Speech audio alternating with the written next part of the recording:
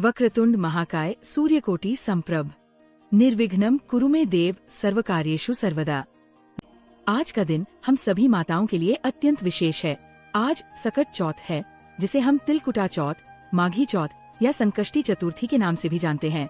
ये व्रत संतान की लंबी उम्र, उनके उज्जवल भविष्य और उनके ऊपर आने वाले हर संकट को टालने के लिए किया जाता है।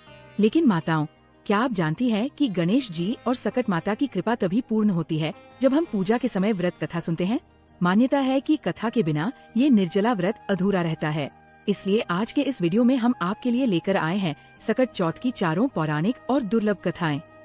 आपसे निवेदन है कि पूजा करते समय अपना फोन पास रख लें और इन चारों कथाओं को अंत तक श्रद्धा पूर्वक सुने। तो चलिए श्री गणेश जी का नाम लेकर वीडियो को आरंभ करते हैं। कमेंट बॉक्स में जय सकट माता या जय श्री गणेश लिखना न भूलें। भक्तों, सबसे पहली कथा हमें सिखाती है कि भगवान धन नहीं बल्कि भाव के भूखे होते हैं। एक नगर में एक देवरानी और जेठानी रहती थी। जेठानी अमीर थी, उसका परिवार भी बड़ा और पूरा भरा था। देवरानी गरीब थी। इतनी गरीब की जेठानी की सेवा ठल करके गुजारा करती थी। जो कुछ चुनी चोकर मिल जाता उसे अपनी झोपड़ी में आकर पकाकर खा लेती। फूटे घड़े से पानी पीकर टूटी चारपाई पर सो जाती।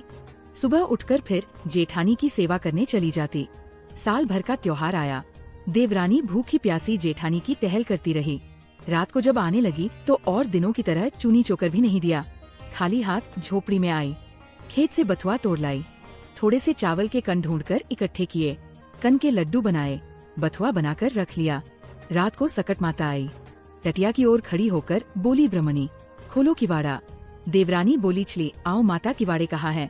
भीतर आते ही सकट माता ने कहा, बड़ी भूख लगी है। देवरानी ने कहा, माता जो कुछ दिया है खाओ। कण के लड्डू और बथुआ के धोंधा आगे रख दिए। जब सकट माता छक्कर खा चुकी तो बोली, पानी तो पिला। देवरानी फूटी गगरी ले आई। पानी पीकर सकट माता ने सोने की इच्छा की। उसने टूटी खाट बाता दी। थोड़ी देर सोने के बाद सकट माता को टटी लगी। उन्होंने पूछा, टट्टी कहाँ जाओ। देवरानी ने कहा, माता सारा घर लीपा पुता है, जहाँ चाहो बैठ जाओ। सारे घर में उन्होंने टट्टी ही टट्टी कर दी, फिर भी अभी पूरी तरह निपट नहीं पाई। पूछा, अब कहाँ जाओ। देवरानी ने कहा, अब मेरे सिर पर करो। उन्होंने उसके सिर से पांव तक टट्टी से नहला दिया और चली गई। सुबह जब देवरानी उठी तो सारी झोपड़ी कंचनमय हो गई। चारों तरफ सोना ही सोना बिखरा पड़ा था। जल्दी जल्दी बटोर कर रखने लगी पर सोना चुकता ही नहीं था और वह रखते रखते थक गई। इधर जब समय से देवरानी नहीं पहुंची तो जेठानी बहुत बिगड़ने लगी। जेठानी बोली, कल त्योहार था, सारा काम पड़ा है। और देवरानी जी कहा, अभी पता नहीं है। उसने अपने लड़के को भेजा और कहा, जाकर फौरन बुला लाओ। लड़के ने जो खबर दी तो जेठानी का जी धक से रह गया। दौड़ी दौड़ी पहुंची, देखा चारों तरफ सोना ही सोना बिखरा पड़ा है। देवरानी से पूछा, किसको घूसा, किसको मूसा। देवरानी सहज भाव से बोली, न किसी को घूसा न मूसा, ये सब सकट माता की कृपा है। जेठानी ने पूछा, ऐसी क्या सेवा की तूने जो सकट माता प्रसन्न हो गई। देवरानी बोली, मैंने तो कुछ नहीं किया, केवल कण के लड्डू और बथुआ के घोंधा दिए थे खाने को। इस प्रकार उसने सब कुछ बता दिया। जेठानी घर आई और गरीबों की तरह रहने लगी। साल भर बाद जब सकट माता का त्योहार आया तो देवरानी की भांति कनक के लड्डू बनाए और बथुआ के धोंधा बनाए। फूटी गगरी और टूटी चारपाई रख दी और सकट माता की राह देखने लगी। रात में सकट माता ने दरवाजा खटखटाया। जेठानी ने कहा, माता किवाड़े कहाँ है, टटिया खोल आ जाओ। सकट माता ने जो पिछले साल देवरानी के साथ किया था वही सब किया। जेठानी ने कहा, माता जो कुछ है खाओ पियो, तुमसे कुछ छिपा तो नहीं है। सकट माता ने खाया पिया और टांग फैलाकर सोई और आधी रात को घर तथा जेठानी को टट्टी से नहला दिया और माता चली गई। सुबह हुई, लड़के बच्चों ने देखा चारों तरफ गंदगी ही गंदगी फैली है। जेठानी भी गंदगी से नहाई निकली। चलना कठिन था। सारा घर बदबू से भर गया। उन्होंने कहा, तुमने यहाँ क्या किया। जेठानी ने खिसियाकर देवरानी को बुलाया। देवरानी आई। जेठानी ने बड़े ताने से कहा, तुमने जो कहा था वो कुछ न हुआ। देवरानी ने कहा, तुमने तो बहन गरीबी का नाटक किया था। तुम्हारे पास तो सब कुछ भरा था, इसी से सकट माता अप्रसन्न हुई। मेरी गरीबी में उन्हें दया आ गई और सब कुछ दे दिया। तुमने तो मेरी नकल की थी, इसी से ऐसा हुआ है। सीख, इस कथा से हमें सीख मिलती है कि सकट माता दिखावे से नहीं, सच्चे मन की भक्ति से प्रसन्न होती है। आइए अब सुनते हैं दूसरी कथा, जो बताती है कि एक माँ की प्रार्थना में कितनी शक्ति होती है। यह कथा एक कुम्हार और एक बुढ़िया माई की है। किसी नगर में एक कुम्हार रहता था। एक बार जब उसने बर्तन बनाकर आवा लगाया तो आवा नहीं पका। हारकर वो राजा के पास जाकर प्रार्थना करने लगा कि आंबा पक ही नहीं रहा है। राजा ने पंडित को बुलाकर कारण पूछा तो राज पंडित ने कहा कि हर बार आंबा लगाते समय बच्चे की बलि देने से आंबा पक जाएगा। राजा का आदेश हो गया। बलि आरंभ हुई। जिस परिवार की बारी होती वह परिवार अपने बच्चों में से एक बच्चा बलि के लिए भेज देता। इसी तरह कुछ दिनों बाद सकट के दिन एक बुढ़िया के लड़के की बारी आई। बुढ़िया के लिए वही जीवन का सहारा था, लेकिन राजाज्ञा के आगे किसी की नहीं चलती। दुखी बुढ़िया सोच रही थी कि मेरा तो एक ही बेटा है, वह भी सकट के दिन मुझसे जुदा हो जाएगा। बुढ़िया ने लड़के को सकट की सुपारी और दूब का बीड़ा देकर कहा, भगवान का नाम लेकर आमवा में बैठ जाना, सकट माता रक्षा करेंगी। तिल तिल सकट मनाओ और सकट की रात। महतारी पूत बिछुड़न कभोर न होए। बालक को आवा में बैठा दिया गया और बुढ़िया सकट माता के सामने बैठकर पूजा करने लगी। पहले तो आवा पकने में कई दिन लग जाते थे, पर इस बार सकट माता की कृपा से एक ही रात में आमवा पक गया था। सवेरे कुम्हार ने देखा तो हैरान रह गया, आमवा पक गया था। बुढ़िया का बेटा भी सुरक्षित था और अन्य बालक भी जीवित हो गए थे। नगर वासियों ने सकट की महिमा स्वीकार की तथा लड़के को भी धन्य माना। तब से आज तक सकट की विधि विधान से पूजा की जाती है। भक्तों, तीसरी कथा एक ऐसे बालक की है जिसने घोर गरीबी में भी अपना धर्म और ईमानदारी नहीं छोड़ी। एक ब्राह्मण था, उसके एक ही लड़का था। वो बहुत गरीब था।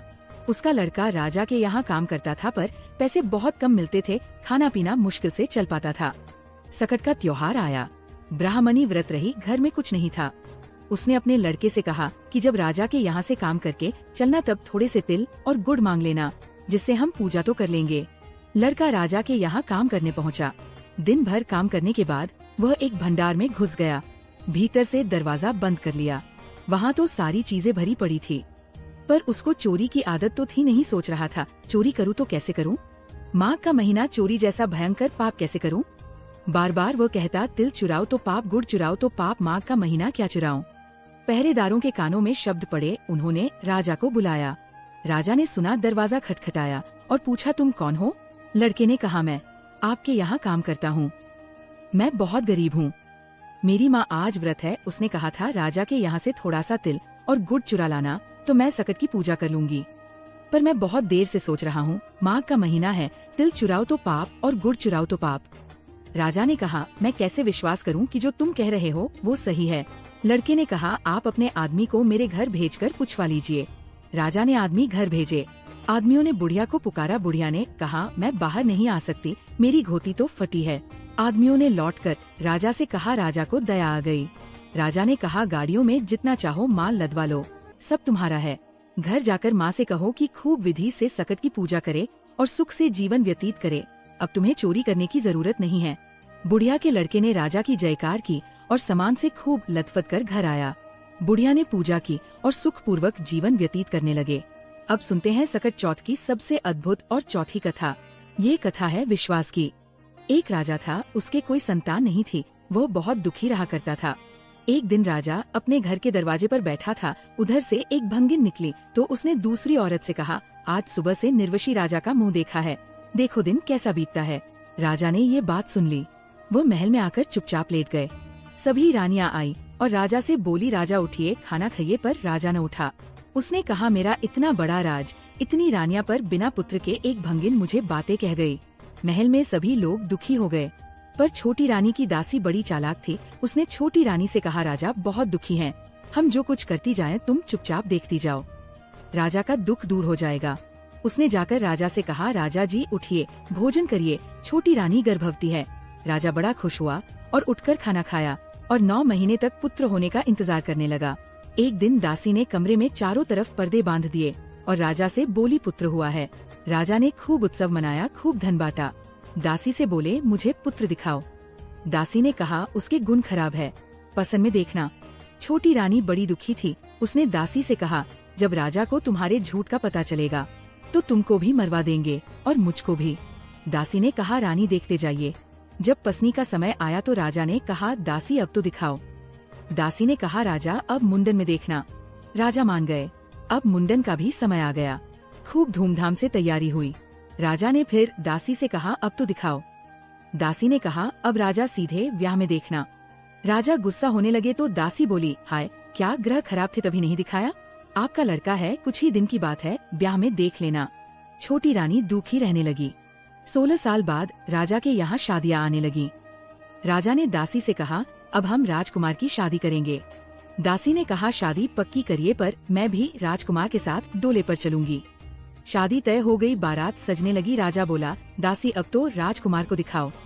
दासी बोली, द्वार 4 में देखना। राजा फिर चुप हो गए। दासी ने एक बड़ी थाली में तिल और गुड़ मिलाकर एक लड़का लिटाया और उसको ढककर डोली में बैठकर बारात में चल दी। छोटी रानी दुख से बार बार बेहोश हो जाती थी और कहती, ये दासी राजा की बेइज्जती कराएगी। बारात चली जा रही थी। लोग थककर एक जगह विश्राम करने लगे। दासी का ढोला एक पीपल के चबूतरे पर रख दिया गया। दासी नहाने तालाब में चली गई। उसी पेड़ के नीचे सकट देवी बैठी थी। सकट देवी ने देखा डोले के आसपास चींटी लगी है और आ जा रही है। उन्होंने डोला खोलकर देखा, थाली से तिल गुड़ निकाल कर खाया। सकट देवी को बहुत अच्छा लगा, मीठा मीठा। धीरे धीरे देवी ने सब गुड़ तिल खा डाला। अब थाली खाली। दासी नहाकर लौटी तब देखा सकट देवी बैठी है और थाली खाली है। अब क्या था? दासी सकट माता के पैर पकड़कर जोर जोर से रोने लगी। बोली, मेरा बेटा लिया है, मेरा बेटा देव। थाली में मेरा बेटा पड़ा हुआ था, उसको तुमने खाया है। अब मुझे बेटा दोगी तभी पैर छोड़ूंगी। अब सकट माता बड़े संकट में फंस गई। उन्होंने कहा, अच्छा पैर छोड़ो, बेटा ले लो। 16 साल का सुंदर कुंवर सकट देवी ने दे दिया। जब दासी बहुत प्रसन्न, बारात दरवाजे पहुंची। राजा ने कहा, दासी अब तो समय आ गया है, राजकुमार को दिखाऊं। दासी ने पालकी से पर्दा हटा दिया। राजा राजकुमार को देखकर दंग रह गए और बोले, इतना सुंदर था इसीलिए तो तुमने मुझे दिखाया नहीं। खूब धूमधाम से शादी हुई। जब बारात वापस आई, छोटी रानी दुख से बेहोश पड़ी थी, जाने क्या हुआ होगा। जब बारात दरवाजे पर आई तब दासी दौड़कर आई और छोटी रानी से बोली, राजकुमार और बहू का परिछन करो चल के। रानी लड़के और बहू को देखकर फूली न समाई। दासी ने कहा, रानी हम सवा पसेरी का लड़का बनाकर ले गई थी, तुम सवा मन का तिल गुड़ का बनाकर सबको प्रसाद बांटो। सकट माता की कृपा से तुम्हें पुत्र मिला है। तो भक्तों, ये थी सकट चौथ की 4 पावन कथाएं। देवरानी जेठानी की कथा हमें विनम्रता सिखाती है। कुम्हार की कथा हमें विश्वास सिखाती है। ब्राह्मण बालक की कथा हमें ईमानदारी सिखाती है और राजा की कथा हमें बताती है कि सकट माता असंभव को भी संभव कर सकती है। अब आप चंद्रोदय के समय चंद्रमा को अर्घ्य देकर अपना व्रत पूर्ण करें। हे सकट माता, जैसे आपने देवरानी, बुढ़िया और राजा के कष्ट हरे, वैसे ही इस कथा को सुनने वाले सभी भक्तों के कष्ट हरना। उनकी संतानों को लंबी उम्र और निरोगी काया देना। अगर आपको ये वीडियो पसंद आया हो तो इसे अन्य माताओं के साथ शेयर जरूर करें ताकि उन्हें भी कथा सुनने का पुण्य मिले। जाने से पहले वीडियो को लाइक करें और चैनल को सब्सक्राइब करें। बोलिए सकट माता की जय। गणेश जी महाराज की जय।